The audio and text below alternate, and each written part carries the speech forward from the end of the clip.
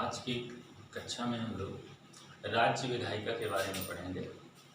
जिस प्रकार से केंद्रीय विधायिका में हम लोग देखते हैं कि केंद्र की विधायिका में 3 अंग होते हैं। जो संसद है उसके 3 अंग हैं, राष्ट्रपति, लोकसभा और राज्यसभा। ठीक उसी प्रकार से राज्य की विधायिका में जिस प्रकार से केंद्र की जो विधायिका है उसको हम संसद कहते हैं, तो राज्य की विधायिका को विधानमंडल कहा जाता है। तो राज्य विधानमंडल कहा जाता है। इसके 3 अंग होते हैं, राज्यपाल, विधान परिषद और विधानसभा। अगर हम देखें तो इस तरीके से अगर देखा जाए तो संविधान के भाग 6 के अध्याय 3 के अंतर्गत राज्य के विधानमंडलों के लिए अनुच्छेद 168 से लेकर 272 तक प्रावधान दिए गए हैं। अगर हम देखते हैं तो राज्य विधानमंडल जो है ये अनुच्छेद 168 के अंतर्गत है और जो विधान परिषद है 169 के प्रति है और विधानसभा जो है 170 अनुच्छेद के तहत इसका गठन किया गया है।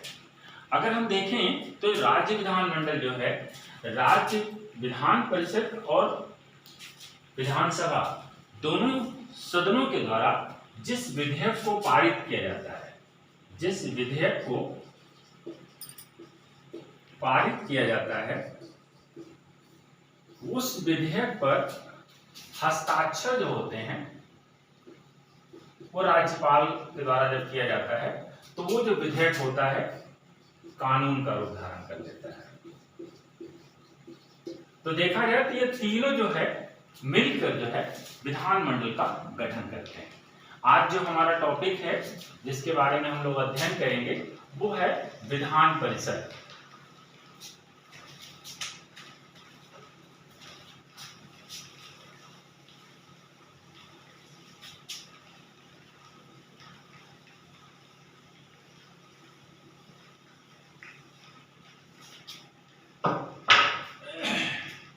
विधान परिषद का गठन एवं समाप्ति।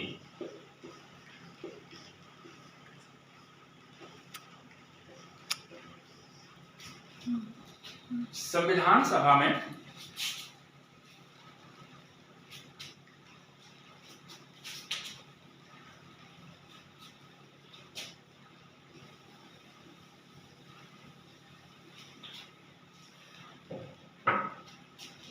विधान परिषद के गठन और समापन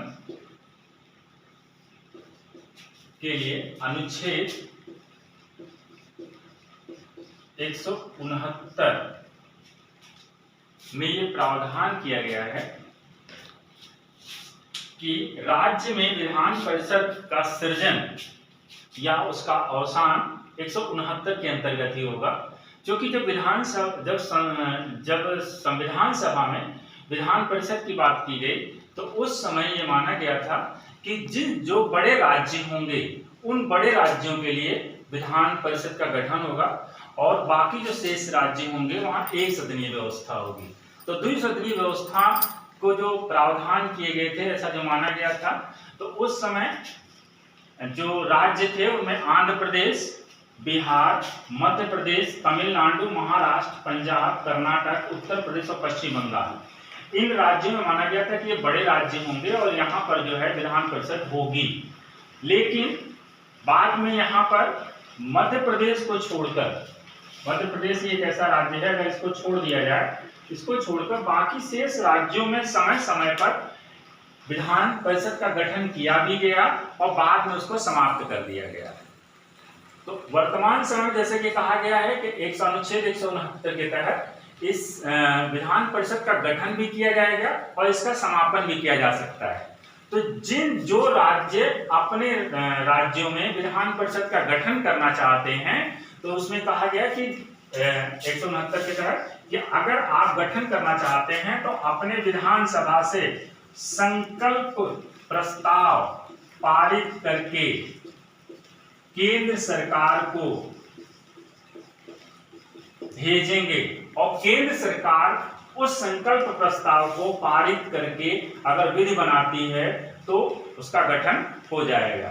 लेकिन संकल्प प्रस्ताव जो केंद्र सरकार को भेजा जाएगा उसमें यह कहा गया कि जो संकल्प प्रस्ताव होगा उसमें बहुमत अर्थात मत देने वाले और उपस्थित जो सदस्य होंगे उसका 2/3 के द्वारा अगर यह संकल्प प्रस्ताव पारित किया जाता है तभी ये वहां पर भेजा जाएगा और केंद्र में इस पर जो है संसद विचार करेगी और अगर वो प्रस्ताव को मंजूरी दे देती है तो उस राज्य में विधान परिषद का गठन कर दिया जाएगा। तो जैसा कि हमने देखा कि पहले बड़े राज्यों में गठन करने की बात की गई थी, वहां गठन हुआ भी, बाद में उनको क्या कर दिया गया, समाप्त कर दिया गया कि यह अनुपयोगी है। तो सबसे पहले जो समाप्त किया गया था वो पंजाब में किया गया था और पश्चिम बंगाल में किया गया था। उसके बाद से जो है आंध्र प्रदेश में किया गया और फिर जो है तमिलनाडु में। तो देखा गया पंजाब में सबसे पहले 1969 में और पश्चिम बंगाल में दोनों में एक साथ इसको समापन कर दिया गया अनुपयोगी बता के, फिर आंध्र प्रदेश में 1985 में, तमिलनाडु में 1986 में। वर्तमान परिस्थिति में देखा जाए आज के समय हमारे देश में 28 राज्य हैं। इन 28 राज्यों में मात्र 6 राज्य ही ऐसे हैं जहां पर विधान परिषद वर्तमान में कार्य कर रही है और शेष जो 22 हैं जो राज्य बसते हैं वहां एक सदनीय व्यवस्था है।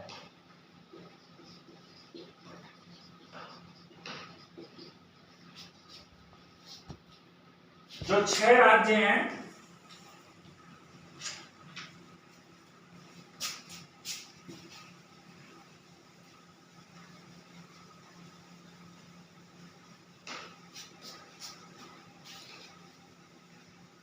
जहां पर वर्तमान समय में विधान परिषद है वो है बिहार, उत्तर प्रदेश,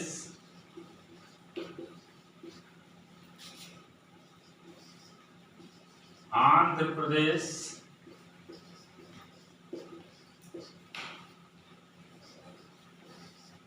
उत्तर प्रदेश, महाराष्ट्र, बिहार, उत्तर प्रदेश, आंध्र प्रदेश, महाराष्ट्र,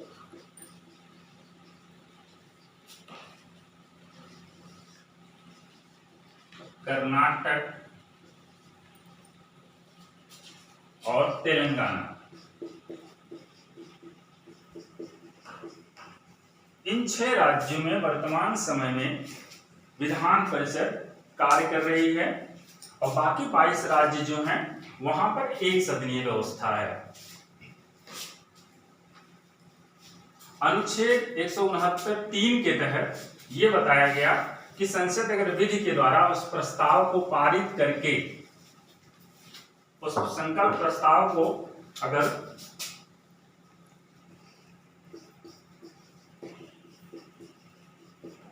जो संकल्प प्रस्ताव विधानसभा के द्वारा भेजा गया है उस पर केंद्र सरकार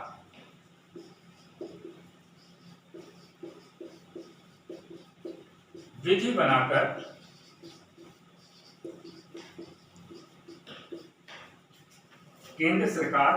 बनाकर अगर विधान परिषद का सृजन करती है तो उसको जो है उस प्रयोजन को अनुच्छेद 368 के तहत इसको संविधान संशोधन नहीं समझा जाएगा। तो ये प्रावधान 169(3) के तहत किया गया है।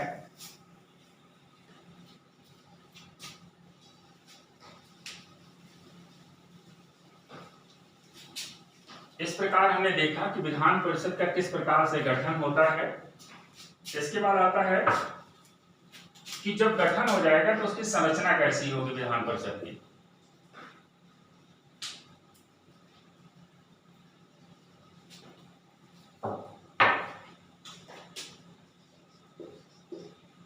जो संरचना है इसका उल्लेख अनुच्छेद 171 के तहत किया गया है।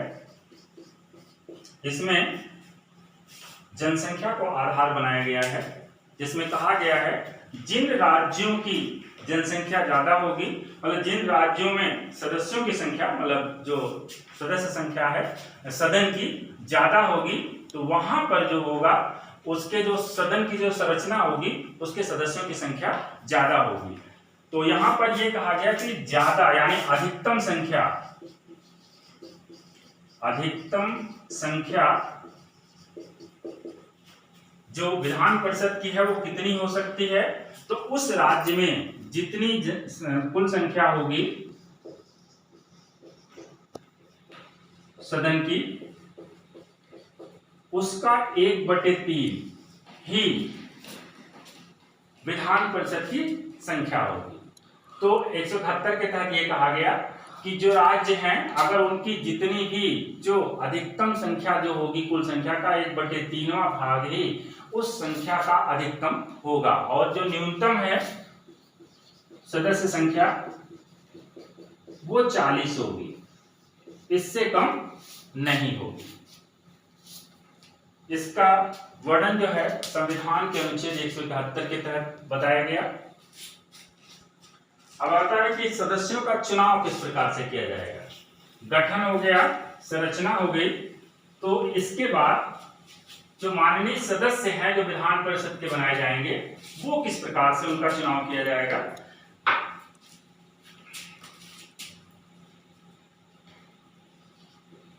चुनाव प्रणाली।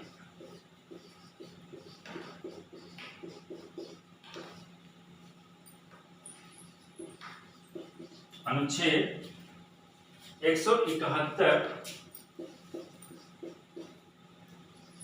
3 के तहत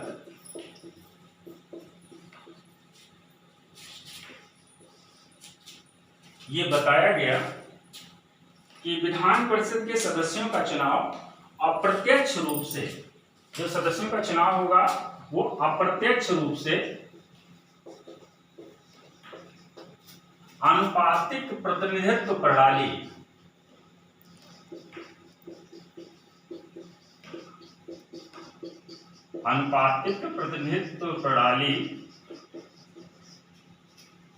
के अनुसार एकल संक्रमणीय मत के अनुसार एकल संक्रमणीय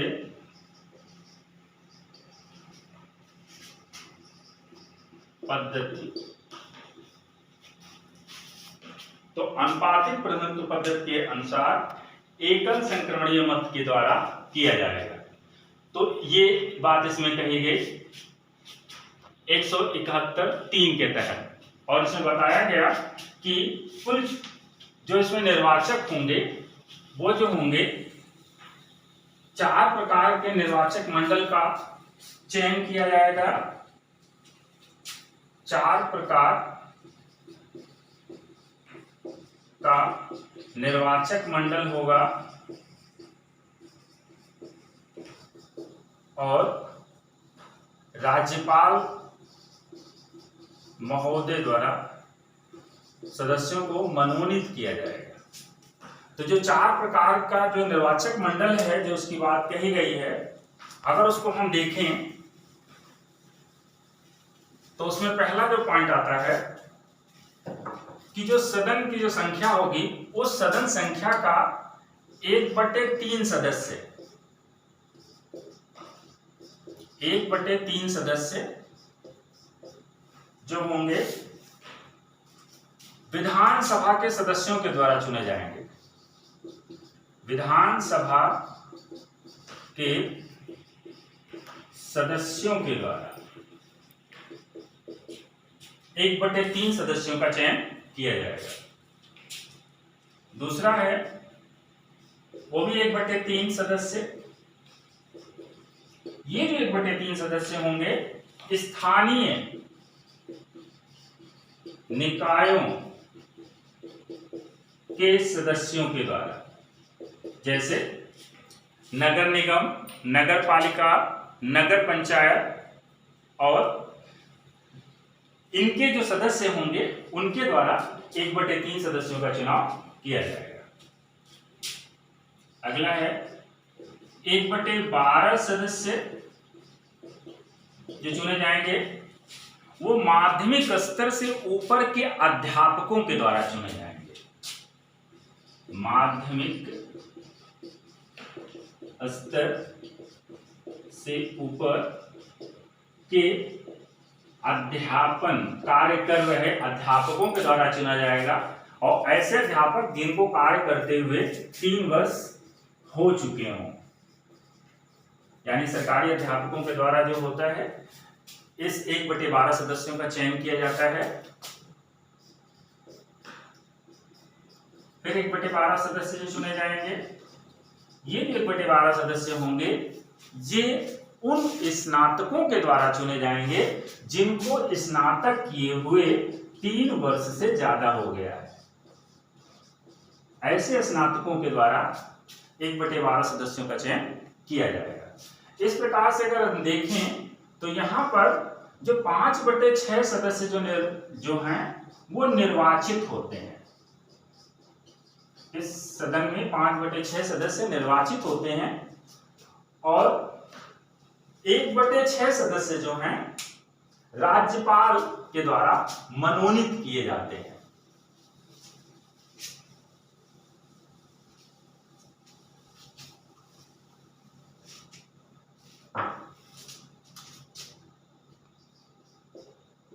एक 1/6 सदस्य राज्यपाल द्वारा मनोनीत। ये कहां से मनोनीत किए जाएंगे? साहित्य, कला, समाज सेवा, साहित्य, कला, समाज सेवा, सहकारी आंदोलन,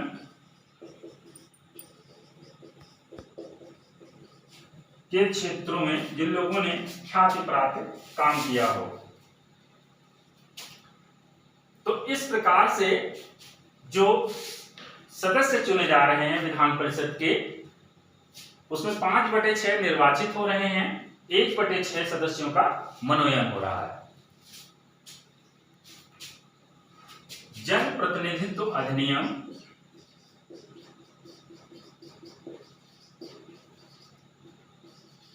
अधिनियम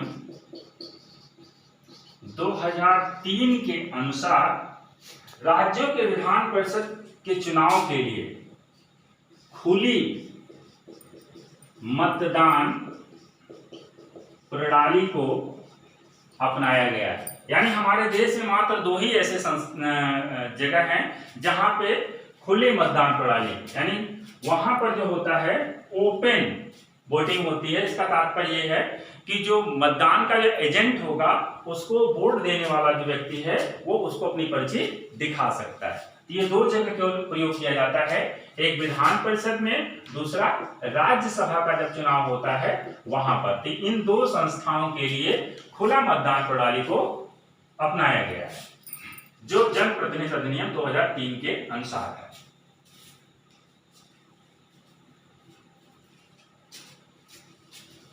अब आता है कार्यकाल।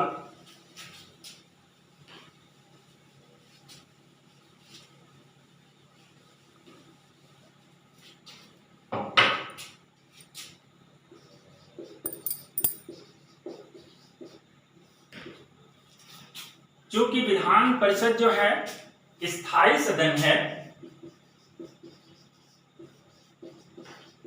यह कभी भंग नहीं होता, यानी इसका कभी विघटन नहीं होता।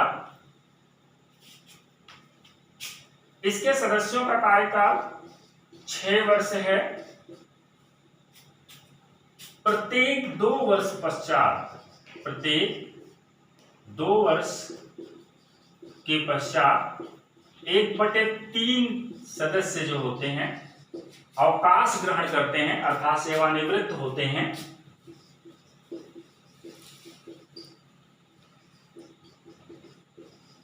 उनकी जगह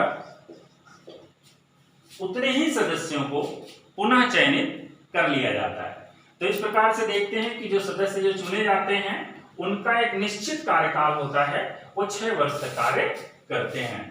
लेकिन इसमें एक बात यह है कि अगर बाई चांस कार्यकाल के दौरान अगर सदस्य की मृत्यु हो जाती है तो उसके स्थान पर जो भी सदस्य निर्वाचित होता है या मनोनीत होता है, यानी वो किस प्रकार का सदस्य है उस पर डिपेंड करता है।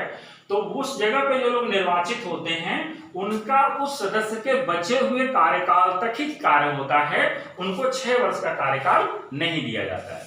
तो इस प्रकार से देखें, अगर किसी सदस्य के बीच में डेथ हो जाती है या वो बाई चांस कोई त्याग पत्र देते हैं, तो ऐसे सदस्यों का जो पुनः जो निर्वाचन होता है, उस निर्वाचन में जो है बाकी उसका जो शेष बचा हुआ समय होता है उतने के लिए ही वो चुने जाते हैं।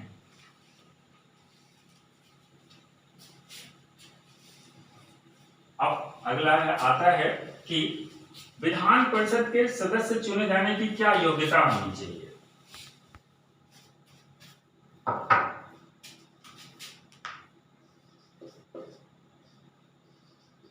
योग्यता, परिषद का सदस्य चुने जाने के लिए क्या योग्यता होनी चाहिए, इसका वर्णन अनुच्छेद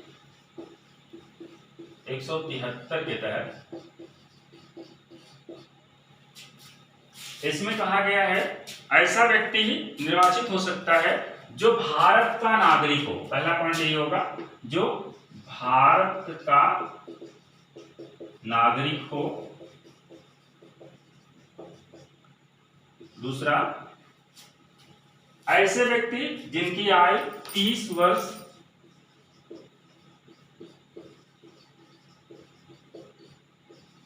की पूर्ण हो चुकी हो।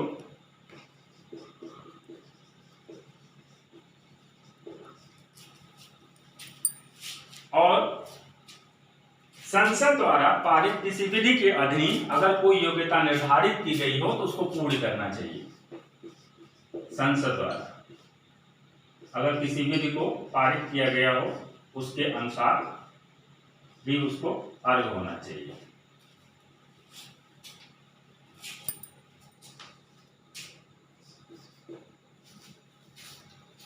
निर्वाचित होने के लिए उसी राज्य का निवासी होना तथा पंजीकृत, उस राज्य में पंजीकृत मतदाता होना चाहिए। जो व्यक्ति निर्वाचित होना चाह रहा है उसको पंजीकृत मतदाता होना चाहिए उसी राज्य में। तो ये उसकी कुछ योग्यताएं हैं जिसके आधार पर वो जो है अपने के लिए उम्मीदवारी कर सकता है। कुछ अयोग्यताएं भी बताई गई हैं।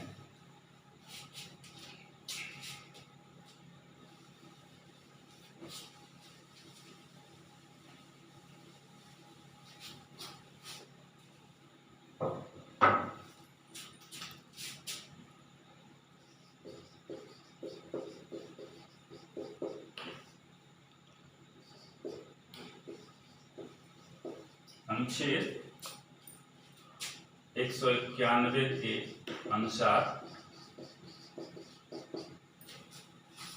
उसे पागल व दिवालिया नहीं होना चाहिए, यानी वो मानसिक रूप से स्वस्थ होना चाहिए या उसे दिवालिया घोषित नहीं किया गया होना चाहिए। तो ये उसकी अयोग्यता है कि अगर वो ऐसा है तो वो नहीं हो सकता। इसके अलावा लाभ के पद पर नहीं होना चाहिए। ऐसा व्यक्ति लाभ के पद पर नहीं होना चाहिए। 10वीं अनुसूची के अनुसार, 10वीं अनुसूची अर्थात दल बदल के अनुसार उसे जो है अयोग्य करार नहीं दिया गया होना चाहिए। किसी चुनाव में भ्रष्ट आचरण के लिए दोषी न पाया गया हो, किसी चुनाव में भ्रष्ट आचरण के लिए दोषी सिद्ध न किया गया हो, अपराध सिद्ध होने पर उसे 2 वर्ष या उससे ज्यादा की सजा उसको न दी गई हो, सरकारी भ्रष्टाचार या सामाजिक अपराधी में वो लिप्त न हो, और ऐसी अयोग्यता से संबंधित अगर कोई मामला राज्यपाल महोदय के पास लाया जाएगा तो राज्यपाल महोदय के द्वारा निर्वाचन आयोग के द्वारा परामर्श करने के बाद जो निर्णय लिया जाएगा वह निर्णय अंतिम होगा और राज्यपाल महोदय के द्वारा इस लिए गए निर्णय पर किसी भी न्यायालय में सुनवाई नहीं की जा सकती है। और इस जहां सुनवाई नहीं की जा सकती है इसका जो वर्णन है अनुच्छेद 192 में किया गया है। राज्यपाल महोदय के द्वारा ही उस पर अंतिम निर्णय लिया जाएगा।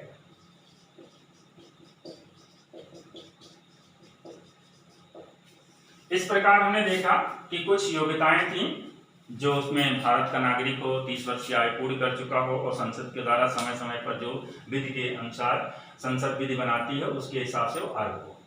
और अयोग्यता के अनुसार ये सारी बातें कही गई हैं।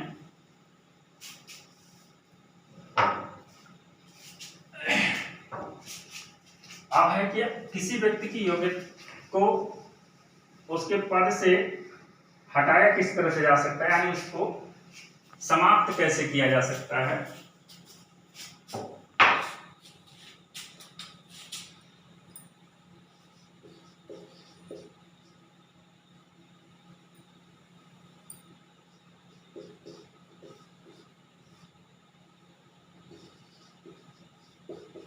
अनुच्छेद 190 के अनुसार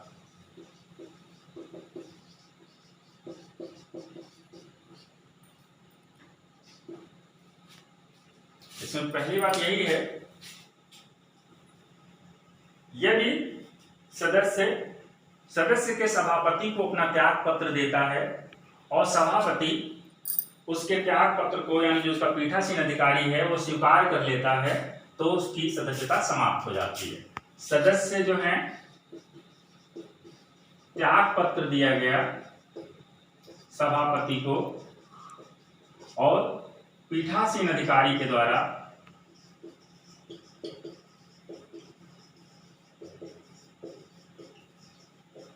उसके त्याग पत्र को स्वीकार कर लिया गया तो इस प्रकार से वह स्थान रिक्त हो जाएगा।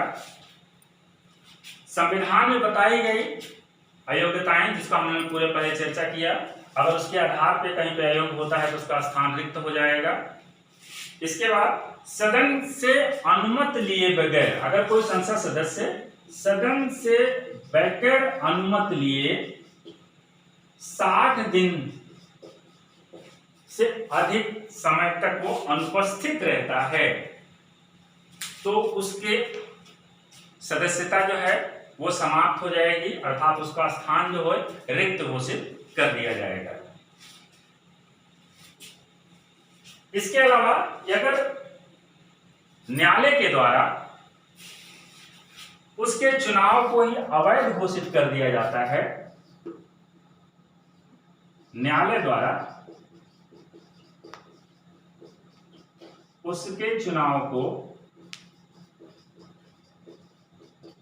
अवैध घोषित कर दिया जाता है जिसके आधार पर उसका चुना गया था, तो जिसके आधार पर सदस्य बना था तो उसका स्थान रिक्त घोषित हो जाता है। यदि सदस्य राष्ट्रपति, उपराष्ट्रपति या राज्यपाल बन जाता है तो उसका स्थान रिक्त हो जाता है जिस दिन वो पद को ग्रहण करता है। अनुचित आचरण के कारण अगर उसको निष्कासित कर दिया जाता है तभी उसका स्थान रिक्त हो जाता है। अनुचित आचरण के कारण निष्कासित अगर कर दिया जाए तो भी उसका स्थान रिक्त हो जाता है। इसके अलावा अगर कोई संसद सदस्य दोनों सदनों का सदस्य चुन लिया जाता है तो उसको एक स्थान छोड़ना ही होगा। अगर वो अपना एक स्थान नहीं छोड़ता है तो उसके चुनाव को ही रिक्त घोषित किया जा सकता है। तो यहां पर भी उसको एक सदन से उसको अपनी सदस्यता छोड़नी होगी। इसी प्रकार से विधानमंडल और संसद दोनों के लिए अगर कोई सदस्य चुन लिया जाता है तो भी उसको किसी एक स्थान पर ही वो रह सकता है, उसको अपनी एक सीट को छोड़ना होगा, जिसका उल्लेख अनुच्छेद 102 के अंतर्गत किया गया है।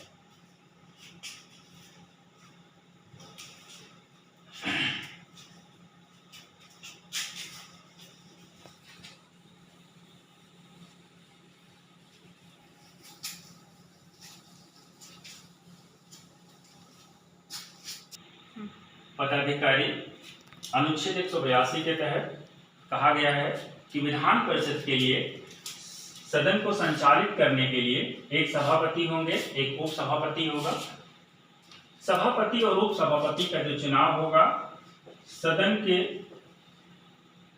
चुनाव जो होगा उसका चुनाव जो होगा सदन के सदस्यों के द्वारा ही किया जाएगा। सदन के सदस्यों के बीच से ही चुना जाएगा।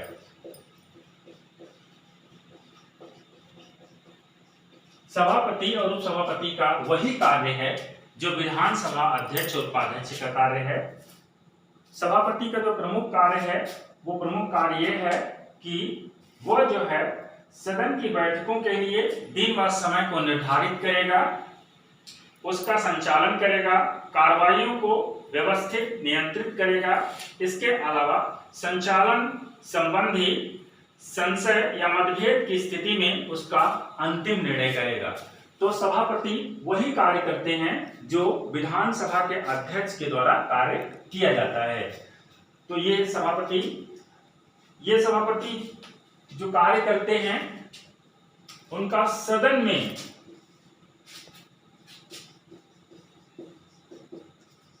बैठक को व्यवस्थित तरीके से संचालित करने का प्रमुख कार्य होता है। किस सदस्य को कब बोलना है, किस समय बोलना है, ये सभी कार्य जो होते हैं सभापति महोदय के द्वारा किए जाते हैं।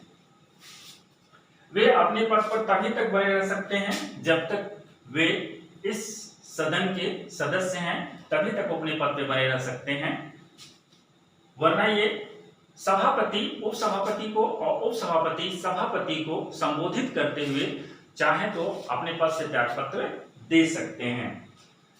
सभापति या उप सभापति को हटाने की जो प्रक्रिया है उसमें यही है कि सभापति या उप सभापति को जब भी हटाना होगा तो तत्कालीन सदस्यों के द्वारा संकल्प पारित करके ही उनको हटाया जा सकता है। तो जो सदस्य हैं उनके द्वारा संकल्प प्रस्ताव पारित कर दिया जाता है तो सभापति या उप सभापति को हटाया जा सकता है। लेकिन ये हटाने से पहले सभापति और उप सभापति को 14 दिन पूर्व ये सूचना जिनको हटाना है उनको दे दी गई, तभी उनको पद से हटाया जा सकता है। सभापति का या उप सभापति का ये कार्य है कि गणपूर्ति अर्थात जो सदन की जो बैठक है उसमें कहा है कि अगर 1/10 सदस्य उपस्थित हैं टोटल संख्या के तभी सदन को चलाया जा सकता है। अगर इतने सदस्य उपस्थित नहीं है तो सभापति तब तक स्थगित कर दे जब तक गणपूर्ति न हो जाए। तो गणपूर्ति का तात्पर्य है कि टोटल संख्या का 1/10 भाग अगर उपस्थित है तो सदन को संचालित किया जा सकता है।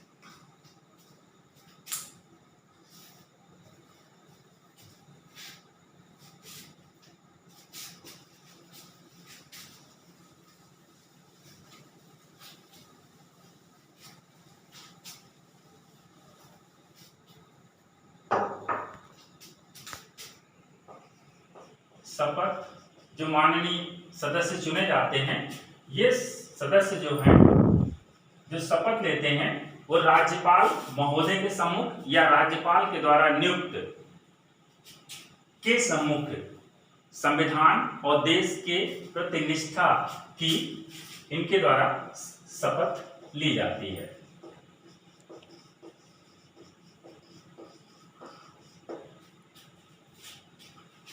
वेतन और भत्ते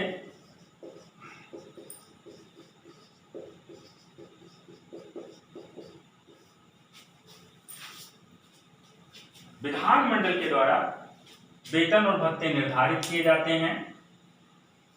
विधानमंडल के सदस्यों के लिए पेंशन की भी व्यवस्था है।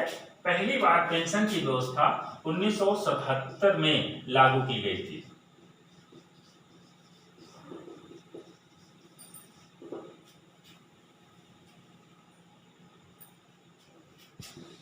अधिवेशन अर्थात सदन जो होता है उसको संचालित करने के लिए साल में प्रतिवर्ष यानी सत्र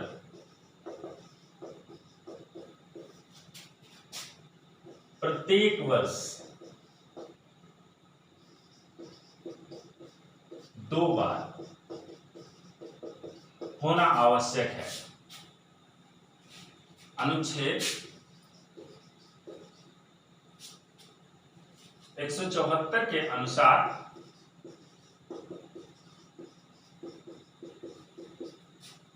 प्रथम बैठक के अंतिम दिन, प्रथम अधिवेशन के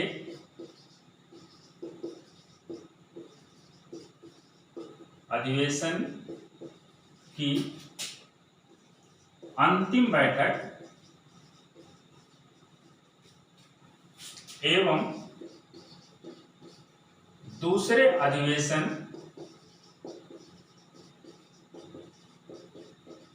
की प्रथम बैठक के बीच मात्र 6 माह का ही अंतर होना चाहिए। ये कहा गया है कि 6 माह के बीच में जो है अधिवेशन हो जाना चाहिए, जिसका उल्लेख अनुच्छेद 174 के अंतर्गत किया गया है।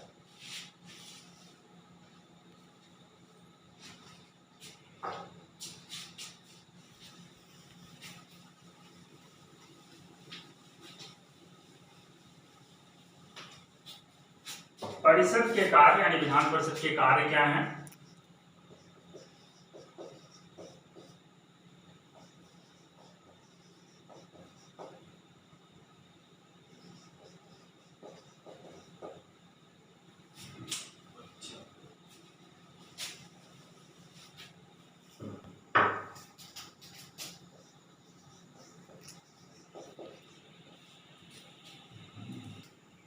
अगर हम देखें तो इसमें जो निर्वाचक मंडल के जो सदस्य चुने जा रहे थे उसमें हमने देखा कि विशेषज्ञ लोग चुने जा रहे थे। तो दूसरी भाषा में कह सकते हैं कि ये जो सदन है ये विशेषज्ञों का सदन है, विशेषज्ञों का सदन है।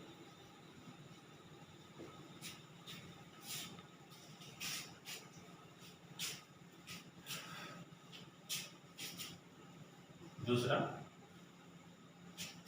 विधेयक 2 प्रकार के होते हैं, एक धन विधेयक, दूसरा साधारण विधेयक। तो हम देखते हैं जो सामान्य विधेयक है, जो साधारण विधेयक है, अगर विधानसभा के द्वारा उसे पारित करके विधान परिषद को भेजा जाता है तो विधान परिषद अगर उस पर कोई कार्य नहीं करती है तो उसको 3 माह तक रोके रह सकती है। और अगर विधानसभा के द्वारा पुनः उसे प्रस्तावित करके विधान परिषद को भेजा जाए और विधान परिषद पुनः उस पर कोई कार्य न करे तो ज्यादा से ज्यादा वो 1 महीने तक रोक सकती है उसको। तो अगर हम इस तरह से मिलाकर देखें तो टोटल 4 महीने यानी साधारण विधेयक पर जो विधान परिषद है उसके पास प्रथम बार में 3 माह और दूसरी बार जब पारित करके उसको भेजा जाता है तो 1 माह यानी कुल 4 माह तक वह जो है उस विधेयक को रोक सकती है, वरना विधानसभा में उसको ज्यों का त्यों पारित मान लिया जाता है। इसके बाद यह है कि धन विधेयक जो है हमेशा विधानसभा में प्रस्तावित किए जाते हैं। विधान परिषद धन विधेयक को मात्र जो है 14 दिन तक ही रोक सकती है, उसके बाद उसको वापस भेजना ही होगा। अगर वो नहीं भेजती है तो ज्यों करती हुई उसको पारित मान लिया जाता है। वो इस पर बहस कर सकती है बजट पर, लेकिन उस पर किसी प्रकार की मांग नहीं कर सकती, उस पर किसी प्रकार के संशोधन को स्वीकार कर नहीं किया जा सकता। तो ये यहां पर अगर हम देखें कि अगर मात्र 14 दिन का ज्यादा से ज्यादा वो विलंब कर सकती है, तो एक तरह से हम ये कहें कि ये विलंबकारी सदन है।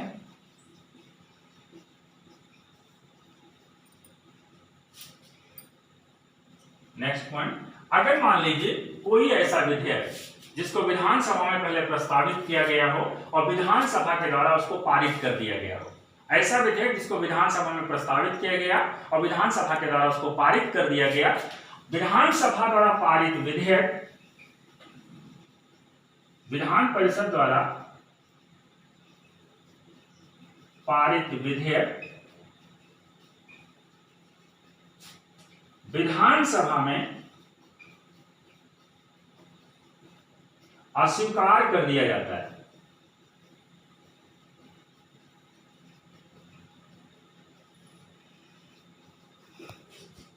तो वह विधेयक समाप्त हो जाता है। इसके अलावा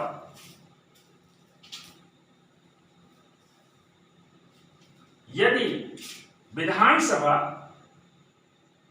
और विधान परिषद के बीच गतिरोध उत्पन्न हो जाए तो संयुक्त अधिवेशन की कोई व्यवस्था नहीं है। गतिरोध उत्पन्न, जैसे कि हम देखते हैं लोकसभा में और राज्यसभा के बीच अगर गतिरोध उत्पन्न होता है तो वहां संयुक्त अधिवेशन बुलाया जा सकता है, लेकिन राज्य विधायिका में अगर दोनों के बीच कोई विवाद उत्पन्न हो जाए तो संयुक्त अधिवेशन नहीं बुलाया जा सकता, संयुक्त अधिवेशन नहीं बुलाया जा सकता।